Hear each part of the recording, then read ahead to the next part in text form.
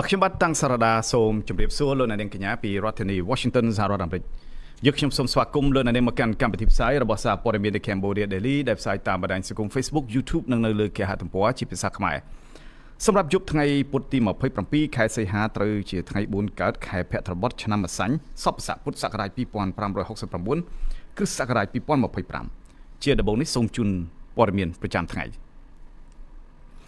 នាយកដ្ឋានពាណិជ្ជកម្មថៃក្រោយអះអាងថាក្រោយបិទច្រកព្រំដែនថៃកម្ពុជាបណ្ដាលឲ្យពាណិជ្ជកម្មរវាងប្រទេសទាំងពីរធ្លាក់ចុះដល់ទៅជិត 100% ឯណោះកម្ពុជាថៃឯកភាពបញ្ឈប់ការពង្រីកវិវាទដើម្បីកុំឲ្យមានភាពតានតឹងកាន់តែខ្លាំងលោកមាសរាត្រូវបានដោះលែងឲ្យមានសេរីភាពឡើងវិញហើយកម្ពុជាដាក់លិខិតតវ៉ាជាផ្លូវការទៅភាគីថៃចំពោះការចូលទៅក្នុងតំបន់ព្រំដែនកម្ពុជាថៃដោយរាយបណ្ដាលលុះដាក់សំណាញ់របាំងមេបិជការភូមិភាគ2ថៃចោទកម្ពុជាថាបានរំលោភកិច្ចព្រមព្រៀងឈប់បាញ់និងសន្ធិសញ្ញាអូតាវ៉ាក្រោយទាហានថៃដើរជន់មីនដាច់ជើងនៅថ្ងៃពុធនេះសមាជិកសភាមកពីបកប្រឆាំងទាមទារឲ្យបកកណ្ដាលអំណាចនៅក្នុងប្រទេសស៊ុយអែតផ្អាកជាបន្ទាន់អំពីការលក់អាវុធគ្រប់ប្រភេទទៅឲ្យរាជាណាចក្រថៃលោកសេឡិនស្គីរំលឹកថាពលរដ្ឋចិនកំពុងតែចូលរួមជួយប្រយុទ្ធកងទ័ពរុស្ស៊ីប្រឆាំងនឹងប្រទេសអ៊ុយក្រែនរួមនឹងកម្មវិធី ID Talk បាទជាបន្តទៅទៀតនេះខ្ញុំបាទតាំងសារ៉ាដាសូមជូនព័ត៌មានពិស្ដានាយកដ្ឋានពាណិជ្ជកម្មថៃត្អូញត្អែថាក្រោយបិទច្រកព្រំដែនថៃកម្ពុជាបណ្ដាលឲ្យពាណិជ្ជកម្មរវាងប្រទេសទាំងពីរធ្លាក់ចុះជិត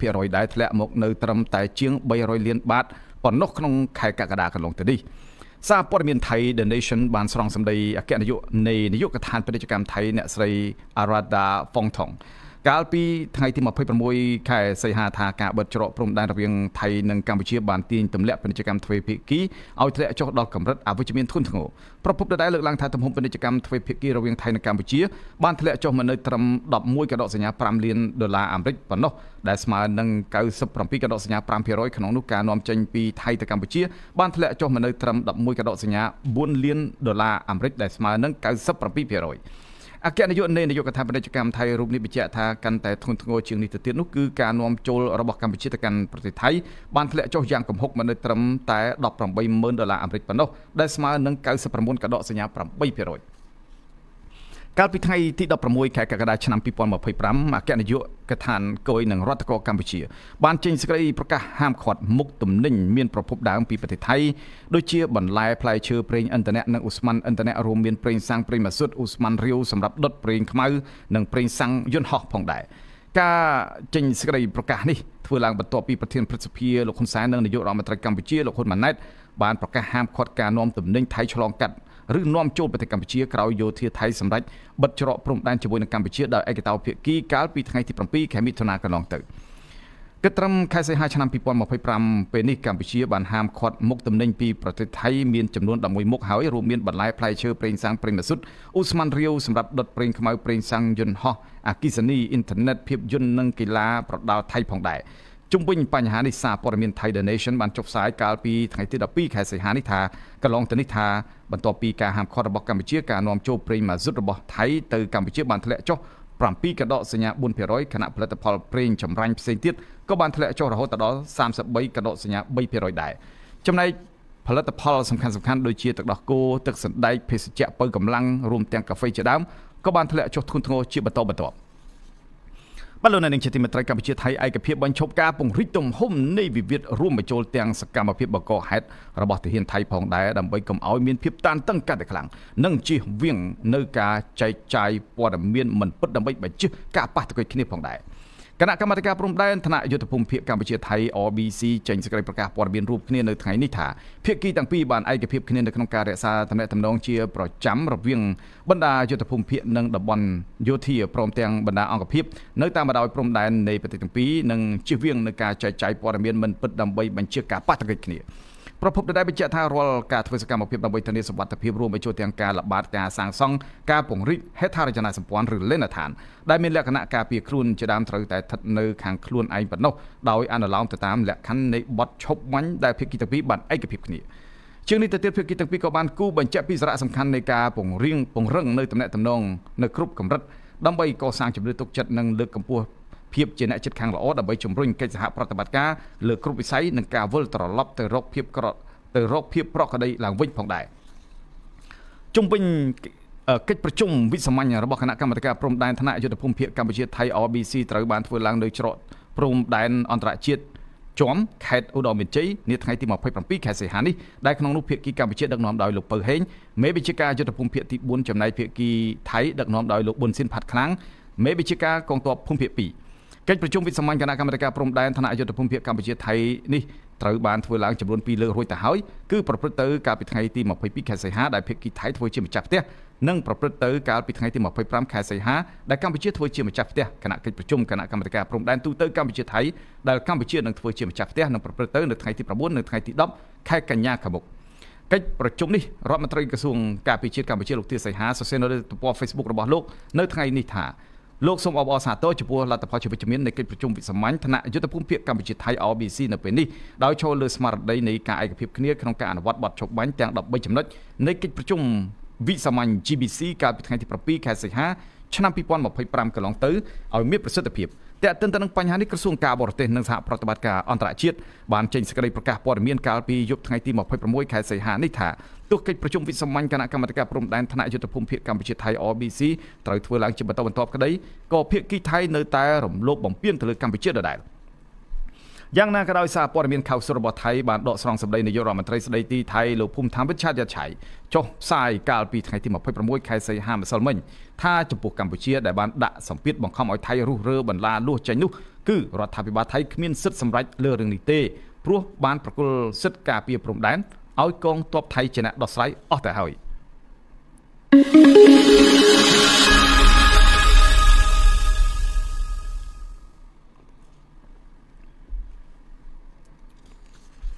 យលោកនាងជាទីមេត្រីចាងវាងកាសែតឈ្មោះថា CCN លោកមាសរាត្រូវបានសមត្ថកិច្ចដោះលែងមានសេរីភាពឡើងវិញហើយក្រោយពីភរិយារបស់លោកចេញមុខសុំទោសនិងសុំអង្វរឲ្យប្រធានព្រឹទ្ធសភាលោកហ៊ុនសែននិងនាយករដ្ឋមន្ត្រីកម្ពុជាលោកហ៊ុនម៉ាណែតដោះលែងស្វាមីរបស់ខ្លួនឲ្យមានសេរីភាពឡើងវិញភរិយារបស់លោកមាសរាគឺអ្នកស្រីសេកគង្យីដែលទើបតែនឹងសម្រាលកូនបាន7ថ្ងៃបានចេញមុខសុំទោសលោកហ៊ុនសែននិងលោកហ៊ុនម៉ាណែតទាំងទឹកភ្នែកដោយដៃទាំងពីរ3កូនដែលទើបនឹងសម្រាលរួចព្រមទាំងកូនស្រីអាយុប្រហែល6ឆ្នាំម្នាក់ទៀតលើកដៃសំពះសុំឲ្យដោះលែងលោកមាសរាឲ្យមានសេរីភាពឡើងវិញអ្នកស្រីសេកគង្យីរៀបរាប់ថាបើលោកមាសរាជាប់ពន្ធនាគារគ្មាននរណាមើលការខុសត្រូវឬរ៉ាប់រងបន្ទុកគ្រួសារទេព្រោះអ្នកស្រីនៅក្នុងពេលនេះមិនទាន់អាចមើលថែកូនបានទេដោយសារតែខ្លួននឹងទើបសម្រាលកូនរួចទៅហើយនោះកាលពីថ្ងៃទី26ខែសីហាចាងវាងកាសែត CCN ដែលទើបនឹងបាត់បង់អាជ្ញាប័ណ្ណលោកមាសរាត្រូវបានសមត្ថកិច្ចឃាត់ខ្លួនអំឡុងពេលចុះយកព័ត៌មានក្នុងនាមជាបុគ្គលឯកជននៅទីតាំងដែលពលរដ្ឋខ្មែរប្រឆាំងទៅនឹងការរាយលួសបន្លារបស់ទាហានថៃនៅភូមិជោគជ័យខេត្តបន្ទាយមានជ័យជុំវិញបញ្ហានេះកាលពីថ្ងៃទី21ខែសីហាឆ្នាំ2025ក្រសួងព័ត៌មានបានសម្រេចលុបអាជ្ញាប័ណ្ណសារព័ត៌មាន CCN Online របស់លោកមាសរាបន្ទាប់ពីចាងវាងកាសែតរូបនេះធ្វើសេចក្តីរាយការណ៍អំពីបញ្ហាព្រំដែននៅខេត្តបន្ទាយមានជ័យកាលពីអំឡុងថ្ងៃទី20ខែសីហាកន្លងទៅដែលបានផ្សាយពីការបាត់បង់ផ្ទះរបស់ពលរដ្ឋនិងប៉ុស្តិ៍យាមរបស់ទាហានខ្មែរដោយការរាយបន្លាលួសពីសំណាក់យោធាថៃយ៉ាងណាក៏ដោយបន្ទាប់ពីត្រូវក្រសួងព័ត៌មានបានលុបអាជ្ញាប័ណ្ណនៅថ្ងៃទី21ខែសីហាដដែលនោះលោកមាសរាបញ្ជាក់ថាលោកនឹងមិនរាយការណ៍ក្នុងនាមជាអ្នកសារព័ត៌មានទៀតទេប៉ុន្តែនឹងរាយការណ៍ក្នុងនាមជាពលរដ្ឋនិងយុវជនដែលស្រឡាញ់ប្រទេសជាតិវិញម្ដងលោកអ្នកនាងជាទីមេត្រីក្រសួងការបរទេសកម្ពុជាបានដាក់លិខិតតវ៉ាជាផ្លូវការមួយទៅកាន់រដ្ឋាភិបាលថៃដើម្បីប្រឆាំងទៅនឹងការទន្ទ្រានជាបន្តបន្ទាប់របស់យោធាថៃចូលទៅក្នុងតំបន់ព្រំដែនកម្ពុជាថៃដោយរាយបន្លាលួសដាក់សំណាញ់របាំងនិងដាក់កង់ឡានជាពិសេសតំបន់ដែលមានពលរដ្ឋកម្ពុជារស់នៅយោងតាមការបញ្ជាក់របស់អ្នកនាំពាក្យក្រសួងការបរទេសកម្ពុជានៅក្នុងសន្និសីទសារព័ត៌មាននាព្រឹកថ្ងៃទី27ខែសីហាឆ្នាំ2025លោកជុំសុនទ្រីថ្លែងថាកាលពីថ្ងៃទី25ខែសីហាឆ្នាំ2025ក្រសួងការបរទេសកម្ពុជាបានដាក់លិខិតតវ៉ាជាផ្លូវការទៅកាន់រដ្ឋាភិបាលថៃដើម្បីប្រឆាំងទៅនឹងការទន្ទ្រានជាបន្តបន្ទាប់របស់យោធាថៃចូលទៅក្នុងតំបន់ព្រំដែនកម្ពុជាជាពិសេសតំបន់ដែលមានប្រជាពលរដ្ឋកម្ពុជារស់នៅលោកជុំសុនទ្រីថ្លែងនៅក្នុងលិខិតតវ៉ាជាផ្លូវការនេះថាកម្ពុជាបានបង្ហាញក្តីកង្វល់យ៉ាងខ្លាំងនិងបានចាត់ទុកសកម្មភាពទន្ទ្រានដោយរាយបន្លាលួសដាក់សំណាញ់របាំងនិងដាក់កង់ឡានចូលក្នុងទឹកដីខ្មែរនៅតំបន់ភូមិជោគជ័យឃុំអូ3ជាន់ស្រុកអូជ្រៅខេត្តបន្ទាយមានជ័យក្នុងរយៈពេលប្រមាណថ្ងៃមកនេះគឺជាទង្វើដែលនាំឲ្យប៉ះពាល់ដល់កិច្ចព្រមព្រៀងបទឈប់បាញ់នៃប្រទេសទាំងពីរដែលបានឯកភាពគ្នាកាលពីពេលកន្លងទៅក្រោយពីមានការព្រមព្រៀងលើបទឈប់បាញ់រវាងភាគីកម្ពុជានិងថៃតាំងពីនៅក្នុងទីក្រុងពុត្រាចាយាក្នុងប្រទេសម៉ាឡេស៊ីរហូតដល់មានការព្រមព្រៀងជាថ្មីក្នុងកិច្ចប្រជុំវិសាមញ្ញរបស់គណៈកម្មាធិការព្រំដែនទូទៅ GBC រវាងកម្ពុជានិងថៃនៅក្នុងទីក្រុងកូឡាឡាំពួរប្រទេសម៉ាឡេស៊ីក្រុមអនុព័ន្ធយោធាកម្ពុជានិងប្រទេសក្នុងតំបន់អាស៊ានបានចុះទៅសង្កេតការណ៍នៅតាមព្រំដែនខ្មែរថៃជាបន្តបន្ទាប់ការចុះទៅពិនិត្យរបស់ក្រុមអ្នកសង្កេតការណ៍អន្តរកាល IOT នៅខេត្តព្រះវិហារនៅថ្ងៃពុធនេះគឺជាលើកទី3ហើយគិត តាំងពីមានការប្រជុំវិសាមញ្ញរបស់គណៈកម្មាធិការព្រំដែនទូទៅ GBC រវាងភាគីកម្ពុជានិងថៃនៅប្រទេសម៉ាឡេស៊ីកាលពីថ្ងៃទី7ខែសីហាឆ្នាំ2025នេះការចុះទៅពិនិត្យទីតាំងដែលធ្លាប់មានការវាយប្រយុទ្ធគ្នារវាងទាហានខ្មែរនិងថៃក៏បានរៀបចំនៅខាងភាគីថៃផងដែរជាក់ស្ដែងកាលពីថ្ងៃអង្គារទី19ខែសីហាក្រុមអ្នកសង្កេតការអន្តរកាលអាស៊ាន8ប្រទេសក្រោមការរៀបចំរបស់ភាគីថៃបានចុះពិនិត្យតំបន់ចុងអានម៉ានៅក្នុងខេត្តឧបុនរាជធានីរបស់ថៃដែលខាងភាគីកម្ពុជាហៅថាច្រកអានសេះហើយក៏ជាទឹកដីរបស់កម្ពុជាក្នុងខេត្តព្រះវិហារដែរនៅថ្ងៃទី20ខែសីហាកន្លងទៅនេះភាគីថៃក៏បាននាំក្រុមអ្នកសង្កេតការអន្តរកាលចុះពិនិត្យនៅតំបន់មានចំនួននៅក្នុងខេត្តសុរិន្ទដែលនៅជាប់ខេត្តឧត្តរមានជ័យប្រទេសកម្ពុជាកាលពីថ្ងៃទី19ខែសីហាតំណាងក្រុមអ្នកសង្កេតការអន្តរកាលដែលចុះពិនិត្យស្ថានភាពនៅខាងថៃបានប្រាប់ក្រុមអ្នកកសែតថាការចុះពិនិត្យរបស់ក្រុមអ្នកសង្កេតការគឺមិនមែនជាការវាយតម្លៃថាខាងណាត្រូវខាងណាខុសនោះទេតែធ្វើឡើងដើម្បីពិនិត្យនិងផ្ទៀងផ្ទាត់ព័ត៌មានហើយធ្វើរបាយការណ៍នៅពេលក្រោយលោកអ្នកនាងជាទីមេត្រីមេបញ្ជាការភូមិភាគ2របស់ថៃបានចាត់ប្រកាន់កម្ពុជាថាបានរំលោភកិច្ចព្រមព្រៀងបទឈប់បាញ់និងសន្ធិសញ្ញាអូតាវ៉ាស្ដីអំពីមីនបន្ទាប់ពីទាហានថៃម្នាក់បានដើរជាន់មីនដាច់ជើងម្ខាងក្បែរប្រាសាទតាក្របីនៅថ្ងៃពុធនេះសារព័ត៌មានថៃខៅសុតបានចុះផ្សាយនៅថ្ងៃនេះថាមេបញ្ជាការភូមិភាគ2ថៃឧត្តមសេនីយ៍ប៊ុនស៊ីនផាត់ខ្លាំងបានថ្កោលទោសកម្ពុជាយ៉ាងធ្ងន់ធ្ងរចំពោះការបន្តរំលោភលើកិច្ចព្រមព្រៀងបទឈប់បាញ់និងអនុសញ្ញាអូតាវ៉ាស្ដីអំពីមីនមេបញ្ជាការភូមិភាគ2រូបនេះអះអាងនៅថ្ងៃនេះថាទាហានថៃបានប្រើឧបករណ៍រាវមីនដែរប៉ុន្តែមិនអាចរកឃើញដោយសារជាមីនផ្លាស្ទិកហើយជាមីនដែលទើបនឹងត្រូវបានគេដាក់បង្កប់ថ្មីគណៈថៃក៏បានត្រៀមផែនការយោធាក្នុងការតវ៉ាចំពោះកម្ពុជាដែរលោកប៊ុនស៊ិនផាត់ខ្លាំងបញ្ជាក់ថាព្រឹត្តិការណ៍នេះបានកើតមានឡើងនៅពេលដែលទាហានថៃបំពេញបេសកកម្មនៅតំបន់ប្រាសាទតាក្របីនៅស្រុកភ្នំដងរែកខេត្តសុរិន្ទគណៈភ្នំ350ក្បែរប្រាសាទតាក្របីគឺជាតំបន់ដែលមានកម្លាំងទាហានកម្ពុជាច្រើន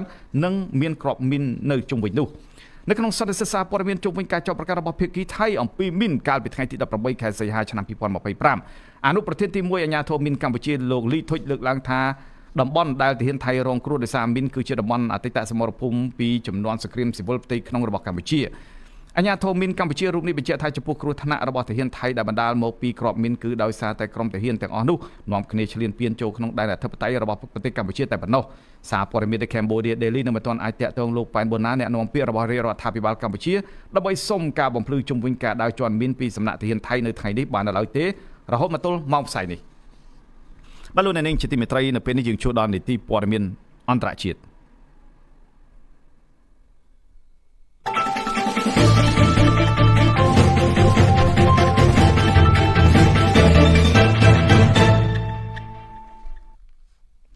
ពីប្រទេសស៊ុយអែតសមាជិកសភាមកពីខាងគណៈបកប្រឆាំងទាមទារទៅកាន់គណៈបកកណ្ដាលអំណាចឲ្យផ្អាកជាបន្ទាន់អំពីការលក់អាវុធគ្រប់ប្រភេទទៅឲ្យរាជាណាចក្រថៃសមាជិកសភាពីររូបនៃគណៈបក Green Party ដែលជាគណៈបកប្រឆាំងនៅប្រទេសស៊ុយអែតបានរួមគ្នាអំពាវនាវឲ្យរដ្ឋាភិបាលរបស់ពួកគេផ្អាកការលក់អាវុធទៅឲ្យប្រទេសថៃសមាជិកសភាបកប្រឆាំងពីររូបនោះមានឈ្មោះថា Jacob Reisberg និង Ima Noren បញ្ជាក់ថាយន្តហោះចម្បាំង JAS Gripen របស់ស៊ុយអែតត្រូវបានប្រើប្រាស់ក្នុងសមរភូមិប្រយុទ្ធនៅពេលដែលយោធាថៃបើកការវាយប្រហារទៅលើគោលដៅស្ថិតនៅតាមបណ្ដោយព្រំដែនខាងក្នុងទឹកដីប្រទេសកម្ពុជាដែលបង្កគ្រោះថ្នាក់ដល់អាយុជីវិតពលរដ្ឋនិងទ្រព្យសម្បត្តិរបស់ពលរដ្ឋកម្ពុជាការទាមទាររបស់សមាជិកសភាពីខាងគណៈបកប្រឆាំងនៅក្នុងប្រទេសស៊ុយអែតធ្វើឡើងបន្ទាប់ពីយន្តហោះចម្បាំង JAS Gripen ដែលផលិតដោយក្រុមហ៊ុនមួយនៅប្រទេសស៊ុយអែតត្រូវបានកងទ័ពអាកាសថៃប្រើប្រាស់អំឡុងពេលសង្គ្រាមព្រំដែនកាលពីចុងខែកក្កដាដោយវាយប្រហារទៅលើដែនដីកម្ពុជានេះបើតាម website Dagen Arena នៃប្រទេសស៊ុយអែតដែលបានចុះផ្សាយនៅថ្ងៃពុធទី27ខែសីហានេះអ្នកនយោបាយស៊ុយអែតទាំងពីរនេះបានថ្លែងថាទោះបីជាប្រទេសស៊ុយអែតមានការកំណត់លក្ខខណ្ឌនៅក្នុងការលក់សព្វាវុធរបស់ខ្លួនឲ្យបរទេសក៏ដោយតែការលក់តែឲ្យប្រទេសដែលប្រកាន់នឹងរបបផ្ដាច់ការឬប្រទេសគ្រប់គ្រងដោយពួកយោធាដែលគ្មានប្រជាធិបតេយ្យពិតប្រាកដដូចជារាជាណាចក្រថៃអីនោះគឺជាការមិនសមរម្យនោះទេតែបើតាមគេហទំព័រ Dagen Arena ដដែលនេះកាលពីចន្លោះឆ្នាំ2019ដល់ឆ្នាំ2023ស៊ុយអែតបាននាំចេញសម្ភារៈសឹកទៅឲ្យប្រទេសថៃមានទំហំ$208 លានអាមេរិកកាលពីថ្ងៃទី25ខែសីហាថ្មីនេះរដ្ឋាភិបាលស៊ុយអែតទើបតែចុះកិច្ចព្រមព្រៀងលក់យន្តហោះចម្បាំង JAS Gripen ចំនួន4គ្រឿងទៀតជាមួយនឹងសម្ភារៈសឹកជាច្រើនក្នុងទំហំទឹកប្រាក់$555 លានទីក្រុងបាងកកដាក់ផែនការទិញយន្តហោះ JAS Gripen សេរីថ្មីចំនួន12គ្រឿងពីក្រុមហ៊ុនសាអាប់របស់ប្រទេសស៊ុយអែតខណៈប្រទេសថៃមានយន្តហោះប្រភេទនេះចំនួន10គ្រឿងដែលបានប្រើប្រាស់វាយប្រហារទៅលើប្រទេសកម្ពុជាក្នុងសង្គ្រាម5ថ្ងៃកន្លងមកការចុះកិច្ចព្រមព្រៀងនេះកើតមានឡើងត្រឹមតែ2ឆ្នាំប៉ុណ្ណោះបន្ទាប់ពីសហរដ្ឋអាមេរិកបានសម្រេចមិនលក់យន្តហោះចម្បាំងប្រភេទ F-35 ទៅឲ្យភាគីថៃបើទោះបីជារាជាណាចក្រមួយនេះកំពុងប្រើប្រាស់យន្តហោះ F-16 របស់អាមេរិកយ៉ាងណាក៏ដោយលោក Jacob Reisberg និងអ្នកស្រី Emma Norren អំពាវនាវឲ្យស៊ុយអែតចាំបាច់ត្រូវតែរឹតបន្តឹងនៅលក្ខខណ្ឌនៃការនាំចេញសភាវុធរបស់ខ្លួនទៅក្រៅប្រទេសសមាជិកសភាស៊ុយអែតពីរូបនេះយល់ឃើញថារាជាណាចក្រថៃបានកំពុងធ្លាក់ក្នុងអំណាចរបស់ពួកយោធាដែលជារបបផ្ដាច់ការនិងរដ្ឋាភិបាលស៊ីវិលដែលទន់ខ្សោយអស់រយៈពេលរាប់ទសវត្សរ៍ទៅហើយបើតាមសមាជិកសភាបកប្រឆាំងស៊ុយអែតការផ្ដាល់យន្តហោះចម្បាំងជាច្រើនគ្រឿងថែមទៀតដល់របបដឹកនាំក្រោមអំណាចរបស់ពួកយោធាដូចជារាជាណាចក្រថៃនេះមិនជួយលើកកម្ពស់សន្តិភាពនិងស្ថិរភាពនៅក្នុងតំបន់នោះទេទោះជាយ៉ាងណាក៏ដោយរដ្ឋមន្ត្រីការពារជាតិស៊ុយអែតឯនោះវិញគឺលោក Paul Jensen អះអាងថាកលៈទេសៈនេះវាសមស្របណាស់សម្រាប់ការការពារខ្លួនក្រោយចុះកិច្ចព្រមព្រៀងលក់យន្តហោះទាំងអស់នេះទៅឲ្យរាជាណាចក្រថៃគេមើលឃើញថាប្រទេសស៊ុយអែតមានទំនាក់ទំនងជាមួយថៃឡើងដល់កម្រិតយុទ្ធសាស្ត្រទ្វេភាគីទៅហើយលោកអ្នកនាងជាទីមេត្រីព័ត៌មានដាច់ដោយឡែកមួយទៀតវិញពីប្រទេសអ៊ុយក្រែនឯណោះលោក Zelensky ប្រធានាធិបតីអ៊ុយក្រែនបន្តរំលឹកថាពលរដ្ឋចិនកំពុងតែចូលរួមជួយប្រយុទ្ធនឹងកងទ័ពរុស្ស៊ីប្រឆាំងទៅនឹងប្រទេសអ៊ុយក្រែនចិនដែលតែងតែសន្យាថាខ្លួនឈរលើគោលការណ៍អព្យាក្រឹតក្នុងសង្គ្រាមរុស្ស៊ីនិងអ៊ុយក្រែនហើយមិនបានចូលរួមដាក់ទណ្ឌកម្មទៅលើប្រទេសរុស្ស៊ីឈ្លានពានអ៊ុយក្រែនបានកំពុងរងការចោទប្រកាន់ពីប្រធានាធិបតីអ៊ុយក្រែនលោក Volodymyr Zelensky ថាជាមហាអំណាចមួយនេះមិននៅខាងជនរងគ្រោះនិងជួយរកយុត្តិធម៌ដល់ជនរងគ្រោះទេតែបែរជាបន្តជួយអ្នកឈ្លានពានទៅវិញកាលពីពេលថ្មីនេះលោក Zelensky បានច្រានចោលសំណើរបស់ទីក្រុងមូស្គូដែលស្នើឲ្យចិនមានទូនាទីចូលរួមនៅក្នុងក្រុមចម្រុះសុឆន្ទៈសន្តិសុខអឺរ៉ុបលោក Zelensky បានហៅប្រទេសចិនថាជាមហាអំណាចដែលមិនបានជួយស្ដារសន្តិភាពពិភពលោកហើយថែមទាំងជួយការពារប្រទេសដែលបំពានធម្មនុញ្ញអង្គការសហប្រជាជាតិទៅវិញជាថ្មីទៀតនេះគេមើលឃើញសាររបស់លោក Zelensky នៅលើបណ្ដាញសង្គម Instagram របស់លោកដោយរំលឹកពីពលរដ្ឋចិនបានកំពុងជួយទ័ពរុស្ស៊ីនៅសមរភូមិវាយដណ្ដើមទឹកដីរបស់អ៊ុយក្រែនទៅឲ្យរុស្ស៊ីជាមួយគ្នានេះសេចក្តីរាយការណ៍ដោយសារព័ត៌មាន Al Jazeera បានឲ្យដឹងថាប្រធានាធិបតីអ៊ុយក្រែនលោក Zelensky អះអាងថាចរកម្មអ៊ុយក្រែនបានរកឃើញជនជាតិចិនចំនួន155នាក់កំពុងចូលរួមប្រយុទ្ធជាមួយនឹងកងទ័ពរុស្ស៊ីប្រឆាំងទៅនឹងកងកម្លាំងអ៊ុយក្រែនលោកបន្ថែមថាចំនួនពិតប្រាកដអាចមានតួលេខខ្ពស់ជាងនេះបើតាមលោក Zelensky រុស្ស៊ីកំពុងតែប្រើប្រព័ន្ធផ្សព្វផ្សាយសង្គមដើម្បីជ្រើសរើសពលរដ្ឋចិនដែលលោកថាមន្ត្រីចិនបានដឹងអំពីការប្រមូលពលរដ្ឋចិនបំពេញបេសកកម្មជាមួយនឹងកងទ័ពរុស្ស៊ីទោះជាយ៉ាងណាក៏ដោយលោក Zelensky ចោទសួរថាតើក្រុមជ្រើសរើសពលរដ្ឋចិនទៅជួយកងទ័ពរុស្ស៊ីទទួលបានការណែនាំផ្ទាល់ពីរដ្ឋាភិបាលក្រុងប៉េកាំងដែរឬទេលោក Zelensky សង្កត់ធ្ងន់ថាចិនកំពុងតែក្លាយជាបញ្ហាដ៏ធ្ងន់ធ្ងរសម្រាប់ទីក្រុងគៀវបើតាមលោក Zelensky កងទ័ពអ៊ុយក្រែនកាន់កាប់ឯកសារលម្អិតរួមទាំងឈ្មោះនៅលិខិតឆ្លងដែនរបស់មនុស្សទាំង155នាក់ដែលកំពុងតែស្ថិតនៅក្នុងសមរភូមិជួយទ័ពរុស្ស៊ីលោក Zelensky ជឿថាមានជនជាតិចិនច្រើនជាងនេះកំពុងតែចូលរួមជួយប្រយុទ្ធជាមួយនឹងរុស្ស៊ីប្រឆាំងទៅនឹងកងទ័ពអ៊ុយក្រែនប្រធានាធិបតីអ៊ុយក្រែនអះអាងថាកន្លងមកកងទ័ពអ៊ុយក្រែនបានចាប់ខ្លួនពលរដ្ឋចិនចំនួន2នាក់ដែលបានចូលរួមប្រយុទ្ធជាមួយនឹងកងទ័ពរុស្ស៊ីនៅលើទឹកដីអ៊ុយក្រែននេះជាលើកដំបូងហើយដែលអ៊ុយក្រែនអះអាងជាផ្លូវការថាមានទាហានជនជាតិចិនចូលរួមនៅក្នុងសង្គ្រាមនៅអ៊ុយក្រែនយ៉ាងណាក៏ដោយអ្នកនាំពាក្យក្រសួងការបរទេសចិនលោក Lin Jian បាននិយាយនៅក្នុងសន្និសីទសារព័ត៌មានថាការអះអាងថាមានពលរដ្ឋចិនជាច្រើនចូលរួមប្រយុទ្ធនៅអ៊ុយក្រែនគឺគ្មានមូលដ្ឋានច្បាស់លាស់ទេលោក Lin Jian បានថែមថារដ្ឋាភិបាលចិនតែឲ្យពលរដ្ឋរបស់ខ្លួនជៀសវាងកុំទៅចូលទៅក្នុងតំបន់មានចំនួនប្រដាប់អាវុធនិងកុំចូលរួមក្នុងចំនួនណាមួយនៃសង្គ្រាមរុស្ស៊ីនិងអ៊ុយក្រែនទីក្រុងប៉េកាំងកំពុងតែផ្ទៀងផ្ទាត់ព័ត៌មានជាមួយនឹងអាជ្ញាធរអ៊ុយក្រែនផងដែរចំពោះរុស្ស៊ីវិញមិនបានផ្ដល់ចម្លើយណាមួយចំពោះការលើកឡើងរបស់លោក Zelensky នោះទេចិនតែងតែបង្ហាញខ្លួនថាជាភាគីអព្យាក្រឹតក្នុងសង្គ្រាមរុស្ស៊ីអ៊ុយក្រែនដោយអះអាងថាទីក្រុងប៉េកាំងមិនបានផ្ដល់ជំនួយយោធាដល់ភាគីណាមួយដូចជាអាមេរិកនិងប្រទេសលោកខាងលិចនោះទេទោះជាយ៉ាងណាក៏ដោយទីក្រុងប៉េកាំងផ្ដល់ការគាំទ្រខាងផ្នែកការទូតយ៉ាងរឹងមាំដល់រុស្ស៊ីតាំងពីកងទ័ពរុស្ស៊ីបើកទ្វាររបងព្រំដែនយ៉ាងពេញលេញក្នុងការឈ្លានពានប្រទេសអ៊ុយក្រែននៅក្នុងខែកុម្ភៈឆ្នាំ2022ហើយក៏បានផ្ដល់នូវការគាំទ្រសេដ្ឋកិច្ចតាមរយៈពាណិជ្ជកម្មថាមពលនិងទំនិញប្រើប្រាស់ផងដែរបន្ថែមពីលើនេះចារកម្មអ៊ុយក្រែនថាក្រុមបច្ចេកវិទ្យាក្រុមហ៊ុនចិនក៏បានជួយផលិត drone ឬយន្តហោះគ្មានមនុស្សបើកឲ្យកងទ័ពរុស្ស៊ីនៅក្នុងពេលដូចគ្នានេះមន្ត្រីអាមេរិកនិងកូរ៉េខាងត្បូងក៏បានអះអាងថាកូរ៉េខាងជើងនៅតែបន្តបញ្ជូនទ័ពរាប់ពាន់នាក់និងផ្គត់ផ្គង់គ្រាប់កាំភ្លើងធំរាប់លានគ្រាប់ដល់រុស្ស៊ីដើម្បីជួយពង្រឹងកម្លាំងទ័ពរបស់ខ្លួនដែលជួយទ័ពរុស្ស៊ីនៅសមរភូមិប្រឆាំងនឹងកម្លាំងទ័ពរបស់អ៊ុយក្រែនជាមួយនឹងការគាំទ្រផ្នែកយោធានិងការទូតយ៉ាងរឹងមាំពីសហរដ្ឋអាមេរិកនិងប្រទេសអឺរ៉ុបសង្គ្រាមអ៊ុយក្រែនក្លាយទៅជាការប្រកួតប្រជែងរវាងប្លុកមហាអំណាចធំៗនៅលើពិភពលោកប្រធានាធិបតីអ៊ុយក្រែនលោក Zelensky បង្ហាញថាទាហានអ៊ុយក្រែនកំពុងតែតាមចាប់ពលរដ្ឋចិនដែលកំពុងតែចូលរួមប្រយុទ្ធជាមួយនឹងកងកម្លាំងរបស់រុស្ស៊ីនៅតំបន់ដុនញ៉េតបើតាមរបាយការណ៍ពីសារព័ត៌មាន Ukrainska Pravda ដោយយោងទៅតាមកងទ័ពអ៊ុយក្រែនបានដឹងថាពលរដ្ឋចិនដែលជាទាហានជួយទ័ពរុស្ស៊ីពួកគាត់ទទួលបានការបណ្ដុះបណ្ដាលហ្វឹកហាត់នៅក្នុងតំបន់លួនហាន់ដែនដីអ៊ុយក្រែនភាគខាងកើតដែលកាន់កាប់ដោយរុស្ស៊ីមុនបញ្ជូនទៅសមរភូមិជួរមុខតាមប្រភពដដែលនេះពលរដ្ឋចិនជាច្រើនដែលចូលរួមប្រយុទ្ធមានបញ្ហាផ្លូវច្បាប់ដែលធ្វើឲ្យពួកគេពិបាកត្រឡប់ទៅប្រទេសកំណើតវិញបាទលោកអ្នកនាងជាទីមេត្រីនៅពេលនេះយើងចូលដល់កម្មវិធី Idea Talk តាមការគ្រោងទុក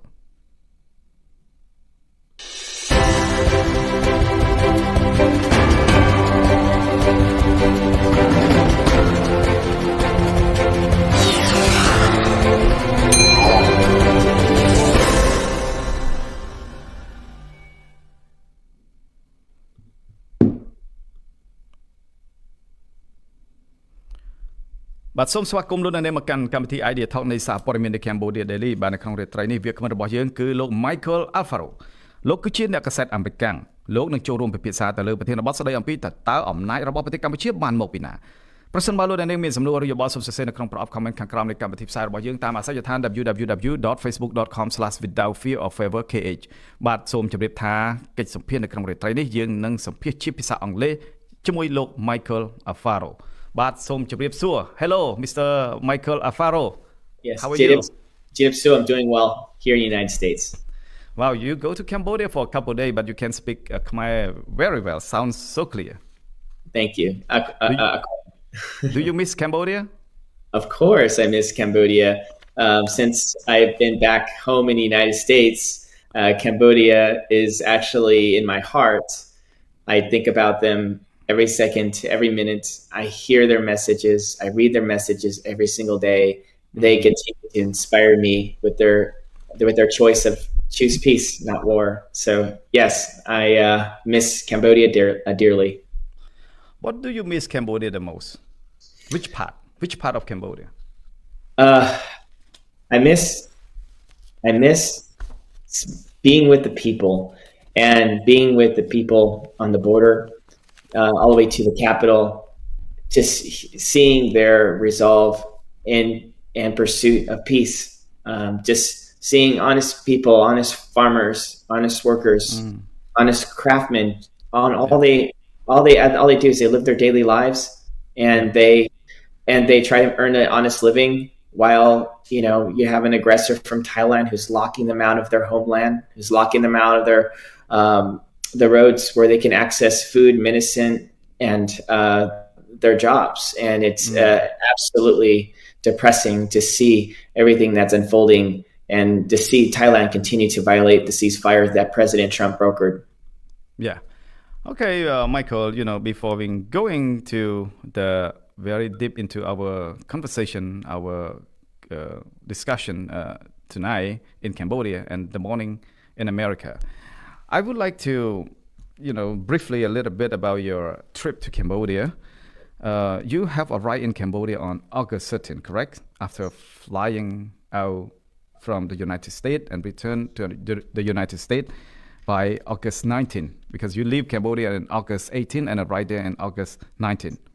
Well, I have to check my cell phone to be exact, but about 5 days, that's about correct. Yeah.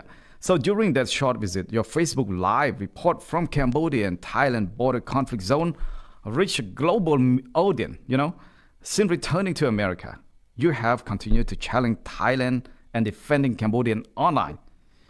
So what drives you to take such a bold and sustained stance for now? Well, I wanted to travel to Cambodia to see what is happening on the border, because everything that I was hearing in the United States, it just didn't add up. It didn't make sense to me why this crisis is happening and where's the motivation coming from. So I decided to take it on myself. I contacted several news organizations, from Newsmax to One American News to Gary Franchi's Next News Network, who's now covering the story daily. And I asked everyone, would they please come with me?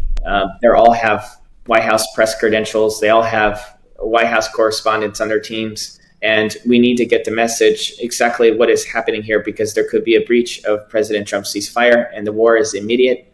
And by the time we land, there will be significant casualties. But if we get there in time, maybe we can prevent a war. So the reason why I took this trip, even though all of the news sources refused to send in their cameramen and their journalists from the White House correspondent teams, is because simply I knew in my heart, if I go to the border and if I record live exactly what is happening and give my opinion on the border, it can prevent a war.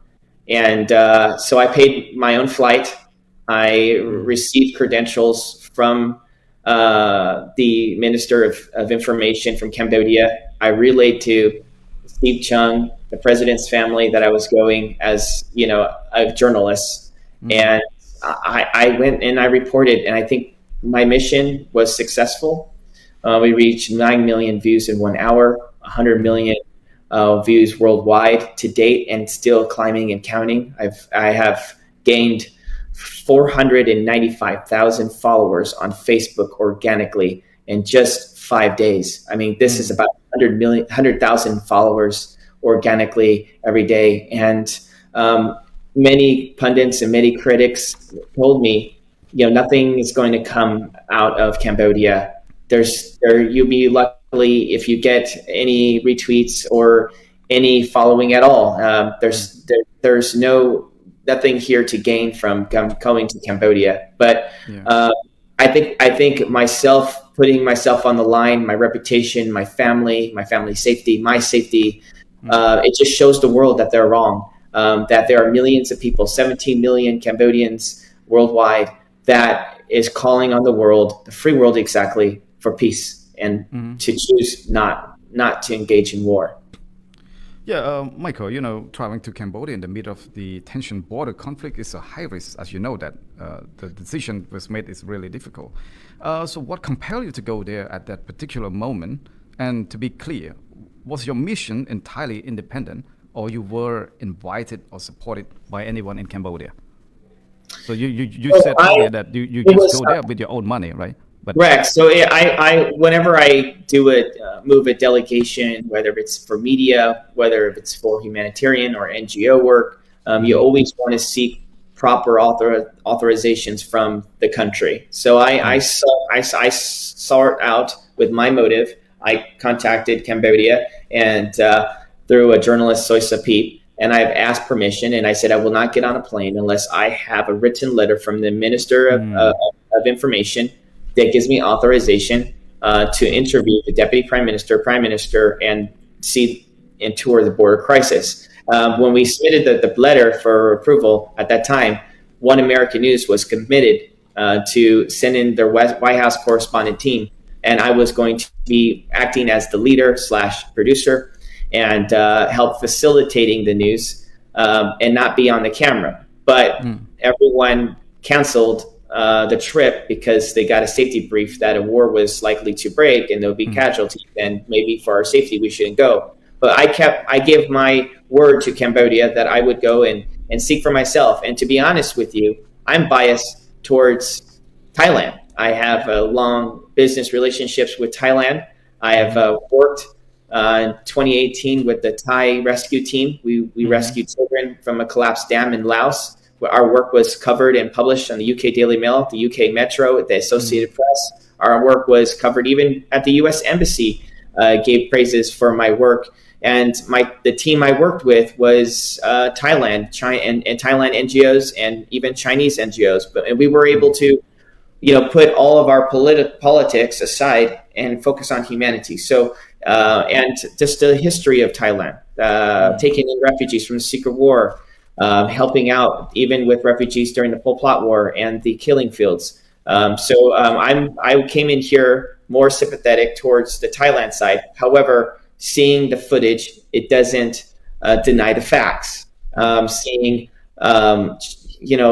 the 2 schools that was bombed by artillery rounds, hearing and seeing that the white phosphorus rounds was deployed, and the Thai government said they didn't do it. And then later, a few days later, they say, yes, they did in fact deploy that. Well, that's a crime against humanity. Seeing that they bombed a temple that was built in 800 AD that was protected under the UN, seeing the MK bombs and the call for F-16 fighter jets. And so I had to go to Cambodia myself to seek truth.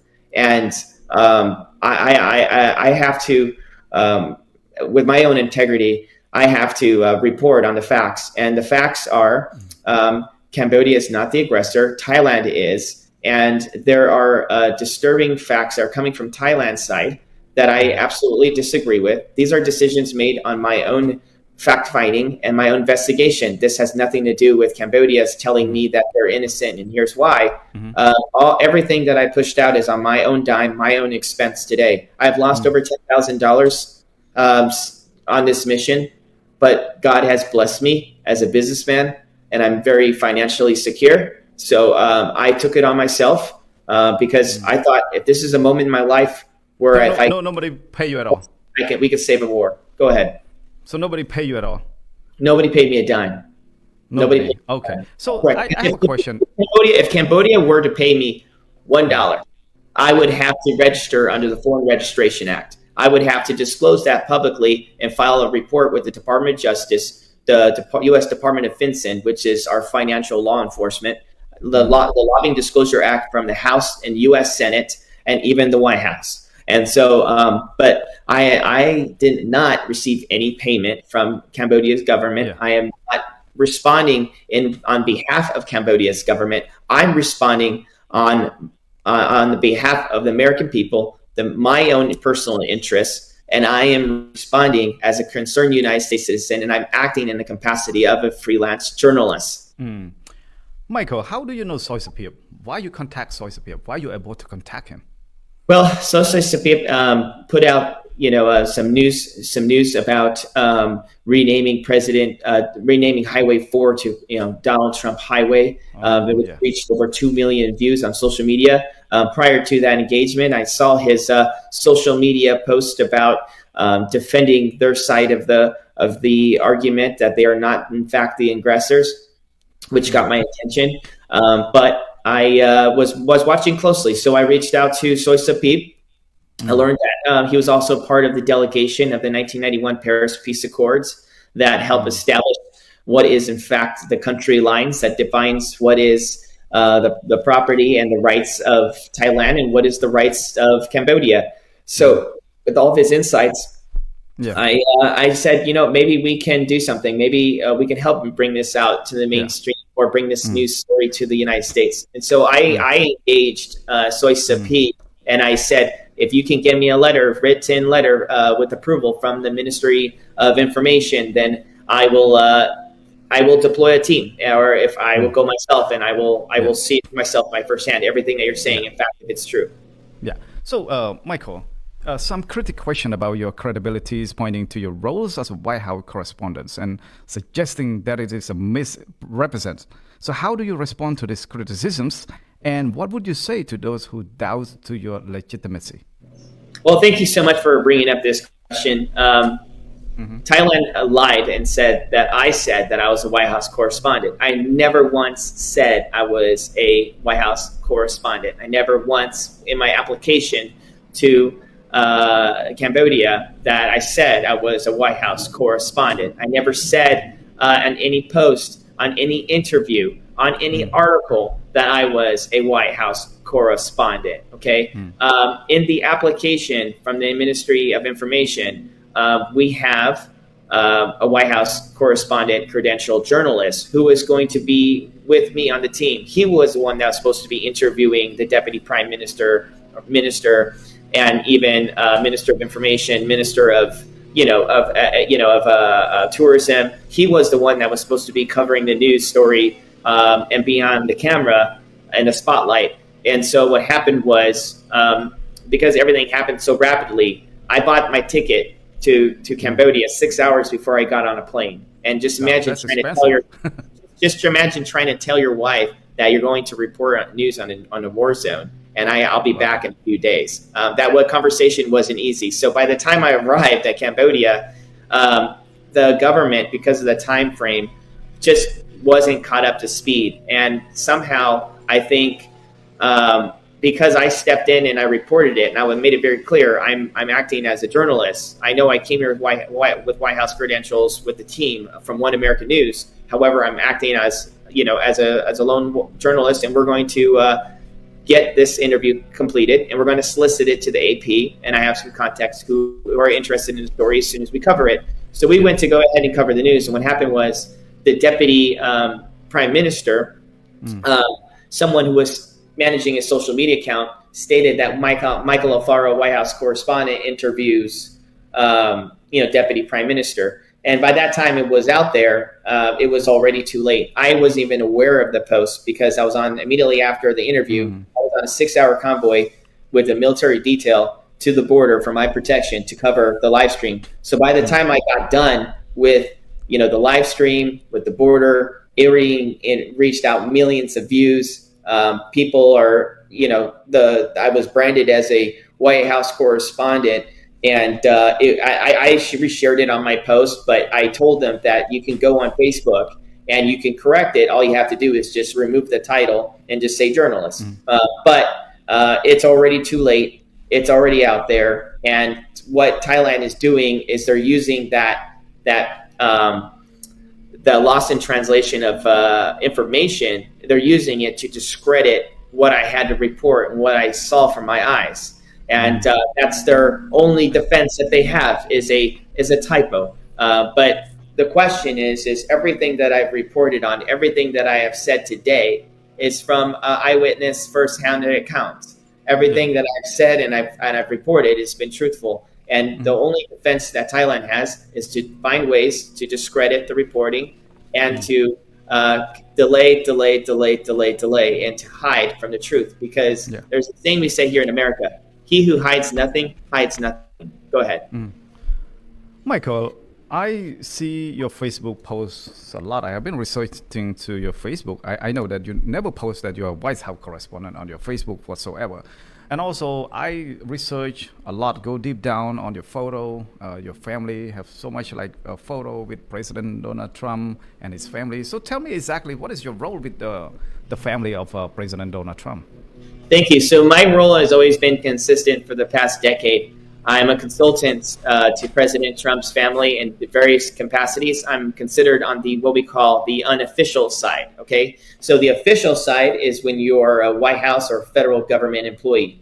The unofficial side is when you're on the campaign side, when you're trying to influence the American people to vote for, the President of the United States, the family, or you're working in the capacity of their business, or you're working in the capacity of the election side. So my role my relationship with President Trump has always been consistent with everything that you have read, from the Wall Street Journal to other various outlets, and even my lobbying disclosure reports. I've always been a consultant to the President Trump and his campaign. I've always been actively working with, Mark Beckman, Melania Trump's exclusive senior advisor. It's the same position, similar as Elon Musk, working on the outside, not necessarily being on the inside of the federal government side. There are teams that we have in U.S. government. It's the unofficial and the official side, and I'm on the unofficial side. And so every day I was on the ground, I've been communicating with the president's family every single day, and I've been letting them know every step along my journey. They are concerned for my safety, and they know of everything. I've even communicated with Steve Chung. I text him personally from my cell phone, my viral video that reached over 9 million people, and I briefed him through text, and he received it. And so that's my capacity. I know it's difficult. So you report to them all the time, right? So even you were in Cambodia. Did you still talk with the Trump families and also like Melania's lawyer regarding your trip to Cambodia? Yes, every single day, and because we work every single day together. So I work in a capacity with Hunter Nation. I'm an advisor to Hunter Nation, and that's Don Jr.'s nonprofit and his 501c4. And I work as a consultant for them and as advisor to the president's son, and that's my full-time client. And I also have a full-time client with Melania's exclusive advisor, Mark Beckman. So I've been working with him for through the years. Michael, tell me, when you met the Deputy Prime Minister Sun Chantol and the Tourism Minister Hut Hak and Information Minister Net Petras and other, as well as other Cambodian people. So during your meet with those senior officials in Cambodia, did you able to let the communication happen between the Cambodian official and the president's family? No, that would be lobbying. That would be under the Foreign Registration Act, where if they were to ask, can I talk on the phone with the president or the president's family or an elected leader or a sitting elected office by their direction, their motive, that would be a violation of the Foreign Registration Act. And I did not do that. Everything that I have done on my own capacity. I have communicated through American channels, through American interests, through American-led operation. So I did interview the elected leaders from Cambodia, and I did relay the message through media sources, through channels to let the people in America know at large. But I've not acted in any which way as a foreign agent to Cambodia. And I want to make it clear, to be a foreign agent, it can be either voluntarily or it can be by paid. So if a foreign principal from Cambodia or a foreign leader or minister tells me, can you talk to the U.S. government? Can you talk to Congressman so-and-so? Can you talk to the president and relay this? And if I take it from their direction, then I'm violating U.S. law. So the entire time I've been down there, I gained nothing. I just reported what I know, what I see, and because I communicate, because I have a business relationship with the family in various capacities, they see everything that I do. They see all my work. They read all my posts. They laugh. We just laughed when we saw the fake news that Thailand pushed out that I'm not connected, or they laughed. We laughed about the one post that said Thailand said President Trump called me, or the U.S. embassy called me and told me to come home. We laughed about that. I mean, I'm very secure with my relationship with the family, and I'm very secure with my position. Yeah.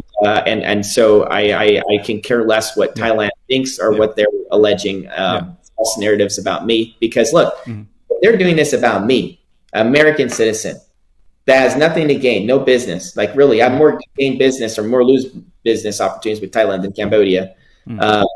If they're lying this about me, what are they saying about Cambodia? That's a lie. And sometimes in the Trump world, we allow lies to happen, and we allow lies to blow up. Because when they get so large and you give them the truth, then they lose credibility. And so immediately when Thailand was saying, that was a White House correspondent, immediately when they said that I was paid lobbyists from Cambodia, I just sat back and said, wonderful. You know why? Because it's not true. And the truth is, I never was receiving a payment. The truth was, I was never acting as a foreign lobbyist. And if anything, this should show the world how much Thailand is a blatant liar, and they can't be trusted. Michael, your trip to Cambodia is very viral, even like around Asia, Cambodia, Thailand, and across the region. Does White House know about this? What about the U.S. Congress knows about this? And have you been approached by any White House official or any Congress staff member, whatever, to discuss about you with your trip to Cambodia? Yeah, so I took it on myself, my own personal interests. I relayed to them as a journalist, and I said, look, I'm out there reporting news. I'm reporting my story, my side of it. I am now biased towards Cambodia based on everything I've seen. I even asked Thailand to allow me to cover from their side of the news, even though they called on horrific things against me and my family. Even calling on people from Thailand has texted my wife that we want to rape you. I mean, it was just horrific. But I spoke with members of Congress. I won't disclose their names, but the people who are in charge of this conflict, I've had private meetings. And They are opening investigation right now, actively, and looking into the situation. They're deploying the team that handles the tariffs. They're deploying a team that is looking into potential war crimes. They're deploying and hearing from both sides and remaining neutral. And September 3rd, when Congress gets back into session, meaning when everyone in U.S. government gets back to work, because right now they're on a recess, they're on a break. They're not actively working right now because there's a recess where it gives members of Congress the time to report back home to their constituents and to talk about the things that they're working on. So right now we're in recess, but when everyone comes back to our office, I'm happy to report that the Cambodia and Thailand conflict is now number one on the list. And so they will, again, openly, I believe, address, from the United States concerns and address the problems of the potential breach and their perspective of Thailand. So I think we did our job, and our job was to command the world's attention, to prioritize Cambodia and Thailand's war conflict, because we don't want to see a war. We don't want to see Cambodians being bombed by F-16 fighter jets, their schools destroyed, their homes displaced, 1 million people being deported out of Thailand to Cambodia. We don't want to see Thai soldiers be stepping on landmines. I want to make it very clear that their Minister of Mines has the exact same maps as Cambodia does, and that was confirmed by the United Nations. They have the exact same maps that shows where these mines are, and even where people have stepped on the mine and died from it. And to wake up to the world, there are 4,000 people that die in Cambodia, Thailand border every single year. 4,000 people die from stepping on a landmine. So yes, this may be new news for the world, but in Cambodia and Thailand, this is the same old news story. And but the thing is that you cannot say that Cambodia is purposely planting mines in a zone impact area where all of these soldiers are dying right now. The landmines is 800 kilometers. 800 kilometers. Every 1 to 2 feet, you have a mine for 800 kilometers. The United States has dropped all of these mines in 1970 with President Nixon and Kissinger. Okay, and that's no news. But why is Thailand continuing to put their Thai forces and walk through a rainforest where it's the second most impacted mine zone in Cambodia and in Thailand? It's setting your troops for a suicide mission. Yes, you may detect 1 or 2 bombs, but every 2 feet for 800 kilometers, there's mines, and you're going to continue to send in young 18-year-old boys to walk through a forest of mines. You're going to have casualty. And the Minister of Mines from the Cambodia is doing the right thing. He's saying, please stay out of this forest, stay out of this region. And he was the president, the sitting president under this UN committee that was in charge of all the mines for 100 countries. The successor now is from Japan. And he even confirmed himself that Thailand has access to the exact same data, the exact same AI, the exact same technologies. So why is it that Thailand keeps on reporting that our soldiers, just like today, they reported that a soldier stepped on a landmine and lost his leg? But my question is why are you sending your Thai soldiers to a mountainside, to a rainforest that has mines for 800 kilometers? There's no way that drugs, trafficking, laundering money is walking through a mine forest, literally a mine forest. It's not possible because you would die. We don't even have animals, and we don't even have birds that live in that area because it's just full of mines. But yet you keep sending in your young troops, and so it's problematic. And everything that I'm reporting on is facts. Michael, Thailand has officially blacklisted you and Mr. Gary Frenchy and banning you guys from entering Thailand. So do you see this is a personal cost of your advocacy, or do you regret the consequence? Have this action made you fearful or more determined? Well, I was really surprised because of all my great relationships I have in Thailand, working with actually the Thailand military on a humanitarian rescue in 2018, given that I helped improve trade relations, manufacturing, moving the auto industry out of China into the Thailand government. I mean, the Thailand actually manufactures the Ford F-150 all the cameras on the back behind the Ford F-150s, they're all made in Thailand. Even the framing of vehicles of the Ford F-50, and not just that, but even the automotive industry with Tesla, with GMC, with Ford, all of the shellings of the batteries of lithium that for electric vehicles are all actually made in Thailand. Even Krugro, so all your instant coffee makers, what it does is there's a device that takes the water and it makes it hot very quickly, so you can have the instant coffee. That's all manufactured in Thailand, and I helped strengthen those relationships with the United States, and I even helped. I'm even a customer. I've ordered tens of thousands, of hundreds of thousands of dollars from Thailand, and I even helped facilitate teak wood from Thailand, to export teak wood to the United States. We even helped Thailand with rare earth minerals. So I mean, my team and and I'm more on the back end of things as a consultant on the back end, advising companies that's working with Thailand. So again, everything that shows I should be, biased towards the Thai side. So when they're not allowing me to step foot, then I don't care. I can bring business to Cambodia. That's all that means. So if I ever go back to Cambodia, I mean Thailand, then so be it. I'll go and we can do business in other countries, and we can make them more fruitful. I mean, because I think America needs to know who's the honest broker here, and I think the honest broker is now Cambodia. But before the Thais put you guys in the blacklist, also Thai's official have invited you to cover story and report from the Thai side. And then later on, the Thais deny and rejects from proposing and inviting to report from Thailand. So can you elaborate on this particular moment for the audience?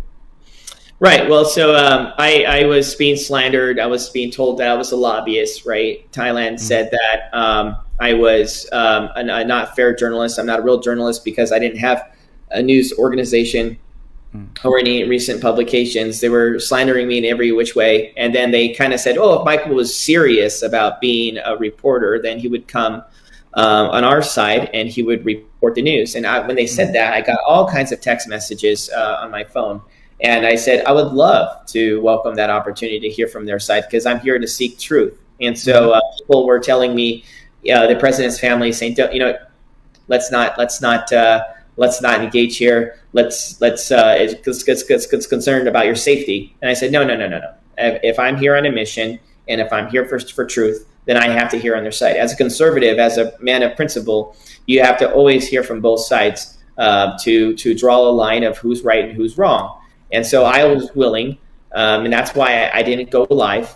That's why I still haven't been live today. I'm still willing to take that invitation. They said, in quote, in the text by their spokesman themselves, that we'll pay for the flight, their travel, they can a hotel, that they would welcome me. I can interview anybody who I want, the king himself. And I said, I would love that opportunity. And guess what they did? They said, Michael Alfaro is a paid lobbyist. And because he's a paid lobbyist, he's not an honest, fair reporter. Case closed. Michael Alfaro will never step foot in Thailand again. And so what they did was they tried to bait me in a trap. They tried to say that they're trying to prove a point that I was a paid lobbyist. That's what they're doing. Because if I was a paid lobbyist, then I cannot come to their side and report on it. So if I decline their offer, then I'm not a fair journalist, right? But now that I offered them, I said, yes, I accept your offer. Then they say, you can't because you're a paid journalist. I'm a paid lobbyist. But that's not true, because if I was a paid lobbyist, I'll be legally bound within 10 days to report to the U.S. government, the U.S.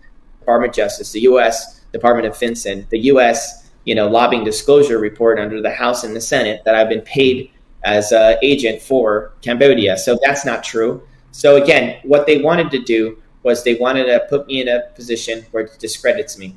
But if anything, me coming forward, willing to hear their side and be fair, and them shutting it down with a lie, that only shows the truth here. They don't want me to come there. They don't want me to find out from their side what is happening because they have something to hide. It's like a child that got caught stealing. When a child's caught stealing, does the child come forward to the parent and say, Mommy, Daddy, I'm so sorry. No, what do? They hide. And then you check your kid's pockets and you say, but you have the cookie in your pocket. And the kid says, oh, I don't know how it got there. And I would say, well, did it fall from the sky into your pocket? And the child says, oh, no, I just put on my pants. Okay, but let's go to the cookie jar. There were 4 cookies. Now there's 3. Explain. And then eventually the child says, what? Okay, Mommy, Daddy, I'm sorry. I stole the cookie from the cookie jar, right? And that's exactly what this is. They're out there playing child games, and they're saying that we have nothing to hide. But then I go in and say, okay, I'll bring the camera. I'll come and interview. I'll hear from your side. I want to get all the information, and then they retract. So that tells me they have something to hide. That tells me they're lying. That tells me they're the aggressors. That tells me this is a breach of the call for ceasefire, and they're not acting in good faith. Yeah, Michael, like the 18th soldier is still captured in Thailand, and so far monks and students, thousands of them protest in Cambodia, urging the Thai to release the 18th soldier to Cambodia and free them so that they can meet their family and their kids in Cambodia. So right now, do you hear anything from America's side in order to intervene for the release of the 18th soldier? Yeah, so on the American side, people are not aware of what's happening on the ground. Mm-hmm. They are not aware of the 18 captive soldiers. So they are aware now because of the reporting, and that's why they sent out a team to do an intake of what exactly is happening. Mm-hmm. Thailand has been very successful as far as suppressing the media and controlling their narrative of what's happening and controlling of what the United States and Europe is hearing about this border conflict. But Congress does now know about it. They are actively researching it and they're investigating it. I know the president is aware of it. It was relayed to him based on the reporting that's been cycling out there, and they are getting to it. Michael, do you have any, like direct threat, particularly from the Thai source? If so, how have you responded to that? Well, when you have a multi-million-dollar smear campaign running against you, the only thing you can do is steadfast, tell the truth, tell the news. The Thai people, Thailand will not kill me, will not harm me. It's all a scare tactic to get me to be quiet. If they were to harm me, and if I were to be killed at any of my guest speaker events or be killed in American soil and they committed an act of terrorism crime against me, well, guess what? The United States will come in and give them the wrath of God. And not just that, but I have 500,000 Cambodians in Cambodia that love me, that hear my message, and I stand with them, and I know they stand with me. So nothing would ever harm me, and I'm not afraid. I'm not afraid of bullies. I'm American at heart, and this is how American spirits fight. Cambodians, they smile with a broken heart, and they're resilient in peace. But Americans, we stand up to the bully, and we tell them that they're wrong, and they need to knock it off. Michael, I want to ask you some very romantic question. Before you go to Cambodia, I'm sure that you're going to tell your wife, and then your wife she just have a newborn baby. So this is a very critical moment. It's very hard for the decision for you to travel during you have like a newborn baby. So how do you manage that? And what do you tell your wife and your kids about that? Well, it wasn't easy, but my wife is a champion. So I have a newborn, he's 7 months, and I had to step away, and I told him, I said, listen, I understand that I'm not going to make any money on this trip. I understand that I was supposed to break even if the news agency from One American News was supposed to pay for my flight and hotel accommodations. But I told him, I'm a man of my word. I'm a man of my word to you, my family, and to my business, and to my reputation. I have to keep my word. Otherwise, my word will have no value. And I have to go on this mission, whether I make money or not. It doesn't matter. And the argument went on. It's, why are you going here? You have no business. We live here in America. Like, if the world falls apart, then how is that ever going to impact us? I said, eventually in time it would. But think about it from this perspective. If you can go to a country where there's a border conflict and report live on Facebook and give an opinion about it and ask some questions. Where is the evidence, Thailand? Where is the evidence that Cambodia was causing a threat where you had to defend yourself to level this whole village?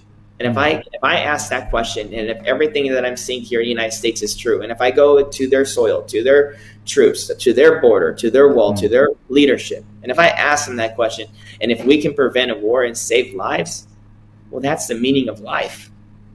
And that is something that money cannot buy. And that's something that's born in me. God has put that in my heart. God has put that spirit in my heart. And I cannot deny it. That's just who I am as a person. And so I love you. I'll be back. I'll be safe. This is not my first time me doing something like this.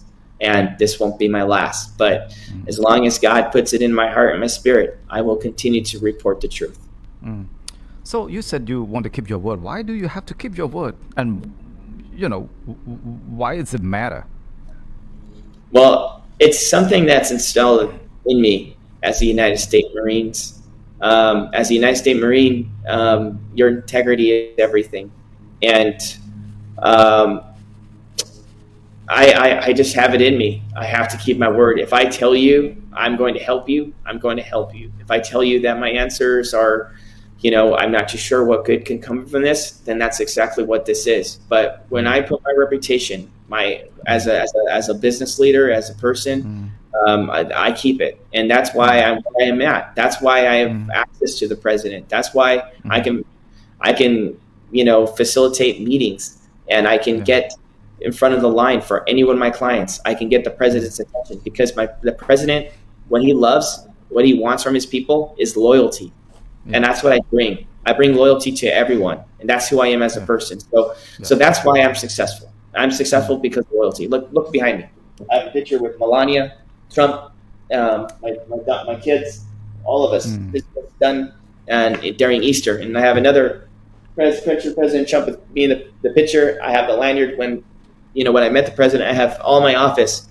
I have pictures with the president, not just with Trump, but even Bill Clinton and Barack Obama. I have I've been that's my reputation, because if you can't keep your word, what good are you? Correct. Yeah. So my other question, there was a report that Mr. Soysapip, a founder of the DAP News, proposed renaming Cambodian National Road in honor of President Donald Trump.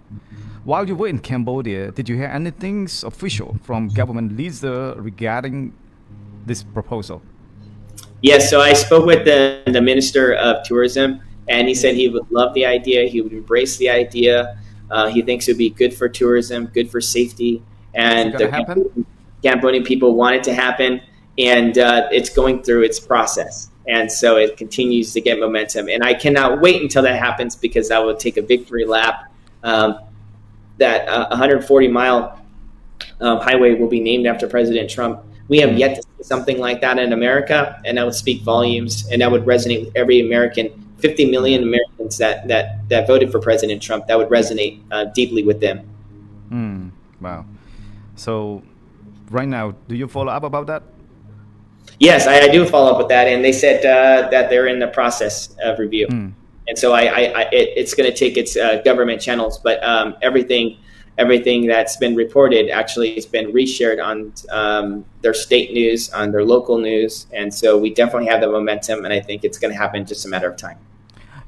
Cambodia used to be a country that strongly criticized America. In the past few years ago, Cambodia is very, very sour with the relationship with America. So why Cambodia turned just overnight to America's very short period of time, buying flattering President Donald Trump with all this kind of honor, the street, the flags and everything, his photo display on the whole country. Why do you think Cambodia turned so fast in this situation? Well, better late than never. So I think Cambodia is seeing and evaluating United States relationship with Cambodia on not what we say, but what we do. Look what President Trump has done. He called for a ceasefire. The minister himself said that was a miracle, because he threatened tariffs on both countries if they cannot lower their guns. And Cambodia did not want this war. Thailand wants this war.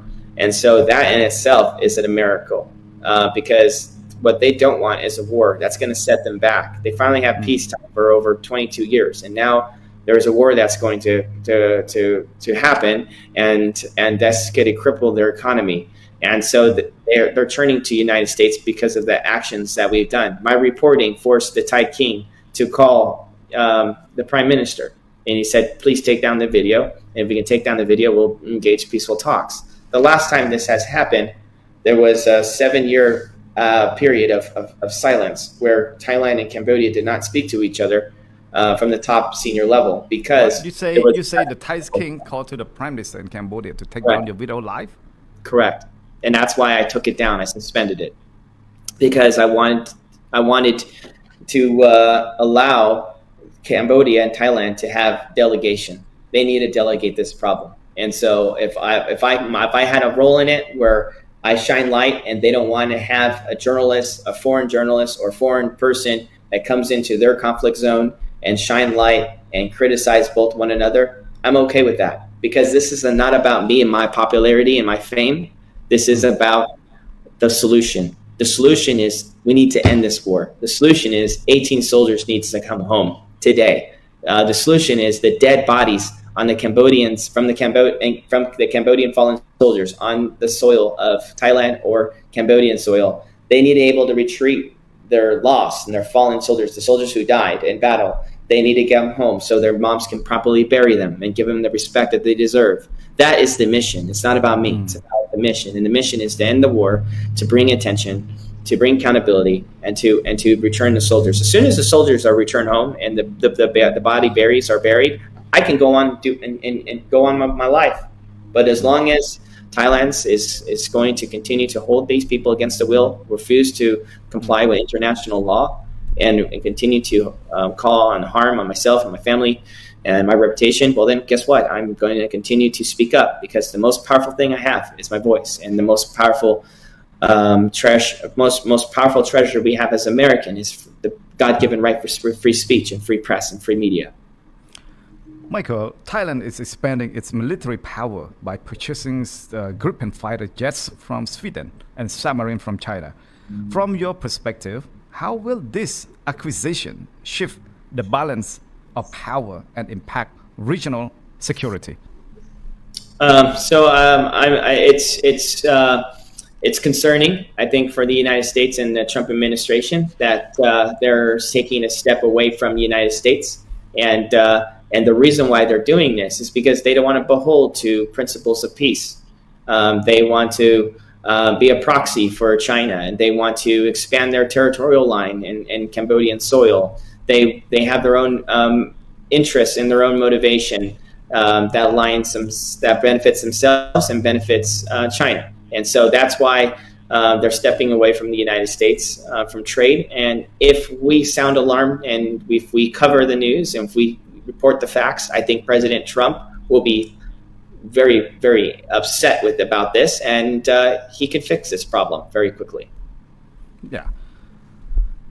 Like today, the website, Sweden website, have reported that at least like 2 opposition lawmakers in Sweden strongly oppose the sale of the 4 Gripens to Thailand and other amazing, weaponaries equipment to Thailand, and then the defense minister of the Sweden said that this is a time for self-defense, for any country for self-defense. So can you elaborate with that?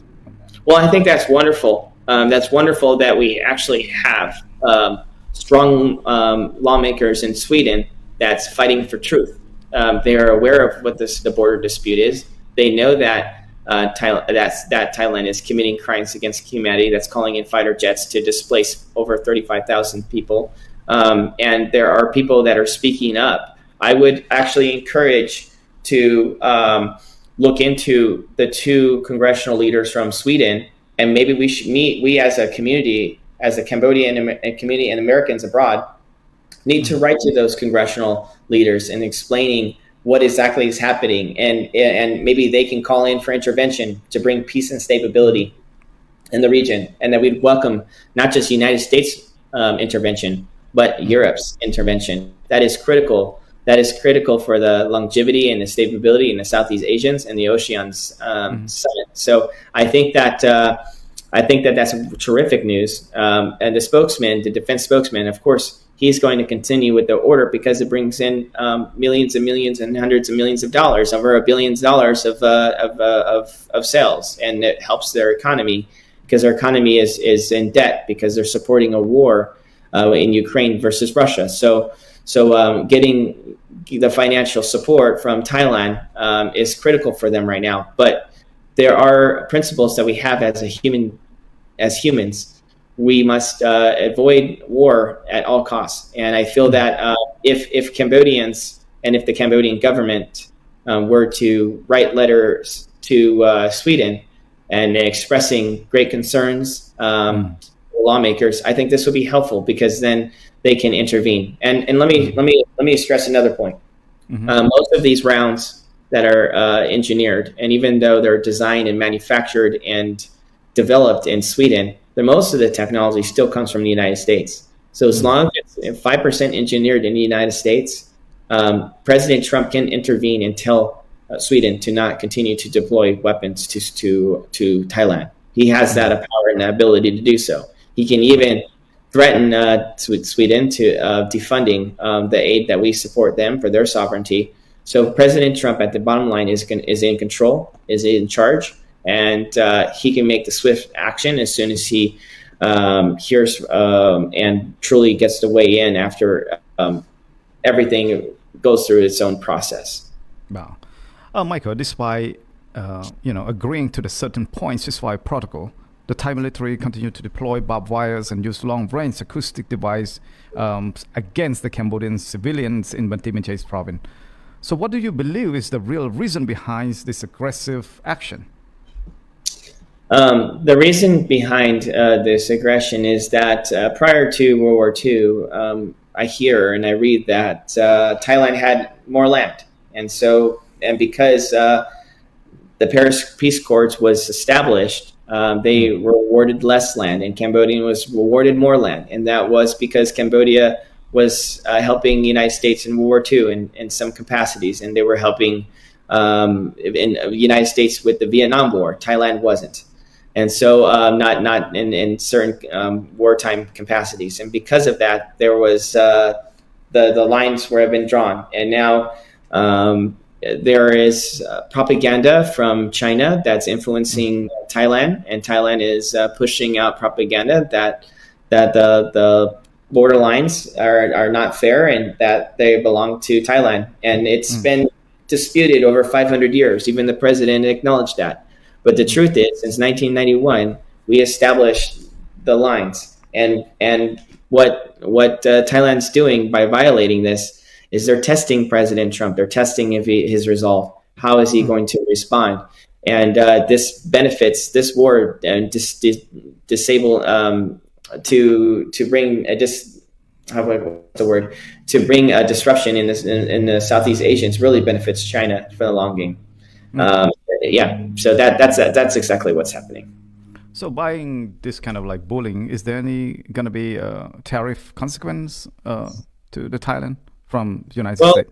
President Trump said on the news, on Fox News, that if it continues, then he'll pull out of both Cambodia and Thailand. That's what he said.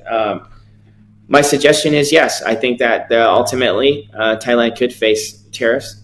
Thailand could face tremendous hardship in other ways. Thailand can be blocked from replenishing their heavy artillery rounds to their high rockets to the mortars fires.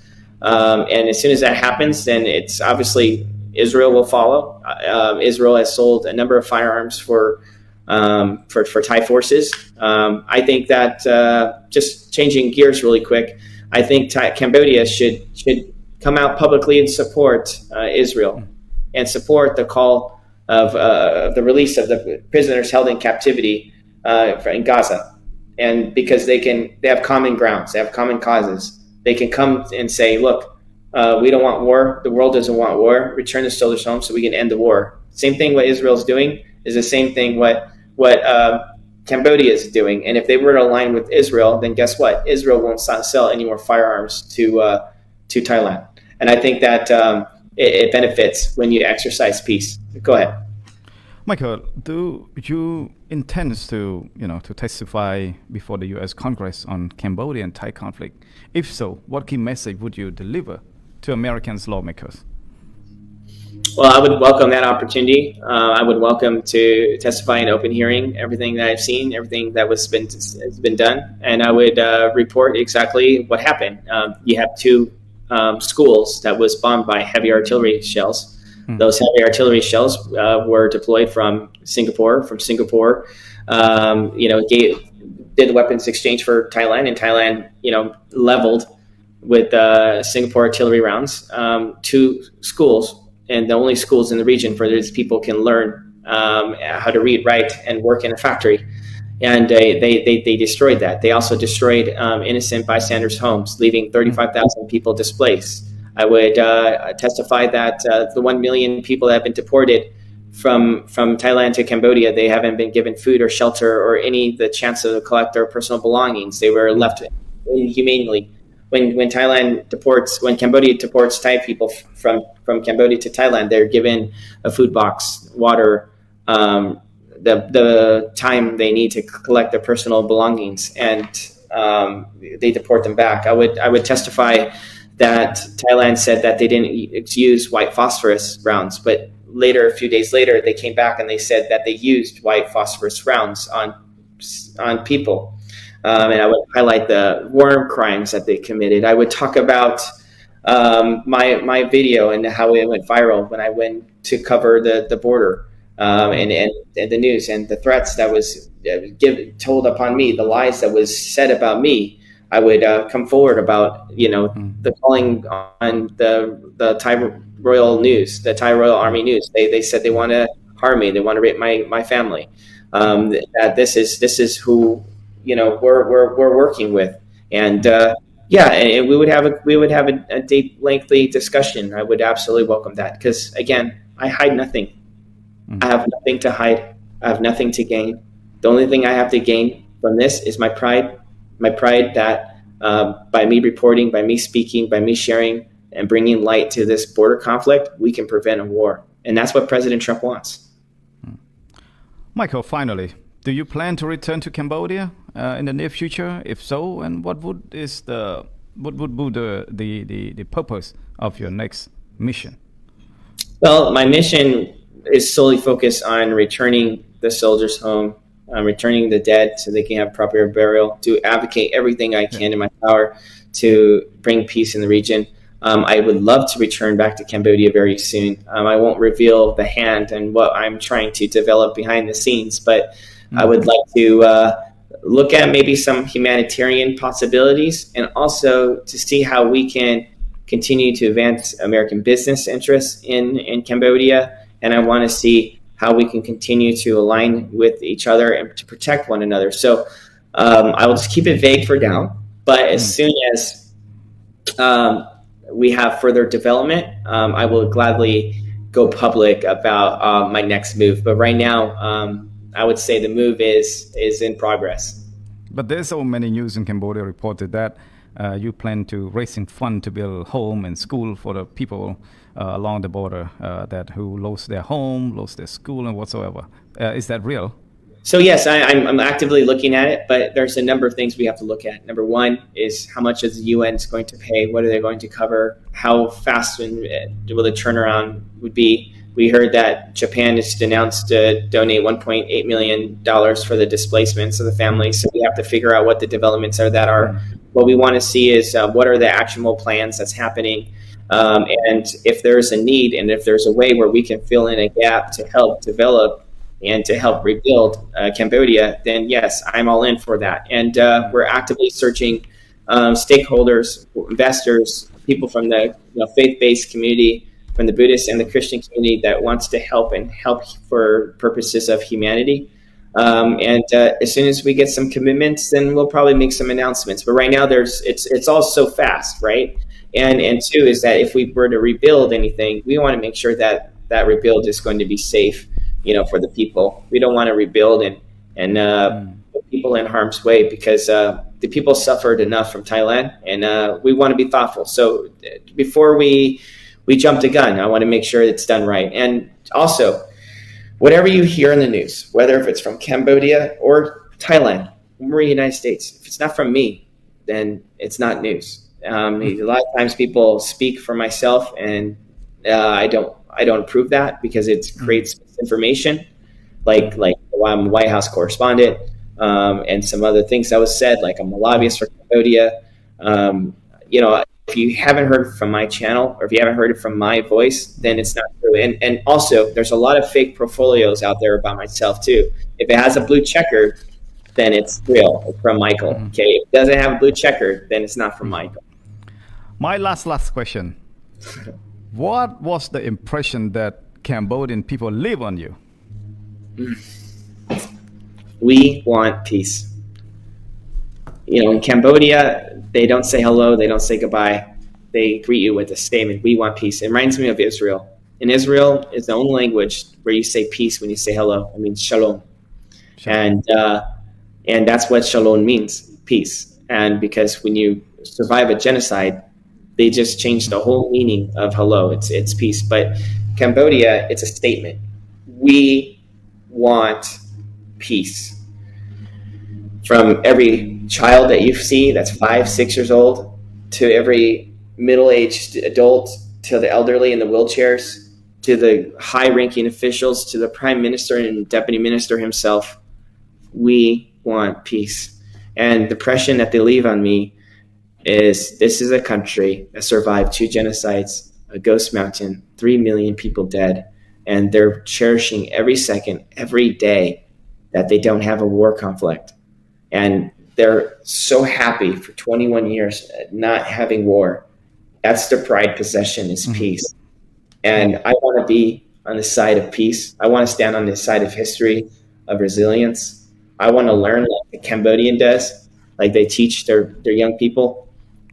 They smile with a broken heart when things are just bad. It's just best to be smile, because if we cause disruption, there could be another war. I want to learn to fight like that. But again, the impression that they leave on me is love. And I hope that my colleagues in the White House and Washington and the Hill and the family, that they see this profound and overwhelming call for action for peace, and that they will be impacted. And we have to stand up for Cambodia, because if we can prevent war, let's do it. Let's be in the side of goodness. Because right now, President Trump and now Cambodia is fighting good versus evil. And you have to ask yourself, what side are you going to be on? And sometimes sometimes I believe when you do right and you're on the side of good, then good karma is going to come your way. God will bless you for that. Michael, one last question before you go. I will let you go because we've been talking forever already today. And, like the announcement about you and Mr. Gary Francis to receive the Bravery Reporting Award in South Carolina, that is by the Cambodian Association of North Carolina and Cambodian Association of South Carolina. They joined together and give you a big trophy, a big award on the September 7 in Spartanburg. So, what would you say about that? Well, it's an honor. But the real heroes are those that are still trapped behind enemy lines. 18 soldiers that are, still held in captivity, the dead that has yet to be returned. But if I can have a small part in it, and if we can continue to empower the Cambodian community so they can have a voice, then I will be on the side of truth. I want to also leave it with this very, very important message that I have yet to address Cambodia. Seeing recently the developments where the Thai forces came in with guns, machine guns to be exact, and they're setting up the barbed wire borders with the tires, and you see the innocent people that are responding with bamboo sticks. I want people to know where your camera comes from is your God-given ability for free speech. Record. Take your phone and go live. It doesn't matter if you have 1 follower, 2 followers, 3 followers. Nothing, no lie can ever triumph truth when you're just recording. If you see a Thai soldier in your neighborhood that shouldn't be there, take your phone out and record. and have your friends and your neighbors neighbors record, and you just start telling exactly what's happening on camera, because your video is surveilling and it's circulating the Cambodian community, and eventually it'll make its way to international press, international influencers, and people will hear about it. And as long as you're recording, we'll never need to bring a weapon to the battlefield. If harm were to happen to you, if Thailand were to shoot you for recording, your neighbor's still recording, and your sister's neighbors and your neighbor's brother's neighbors is recording. So they'd have to shoot you all. And if they continue to do that, then guess what? The world will respond. And so don't be afraid. I don't think anything's going to happen.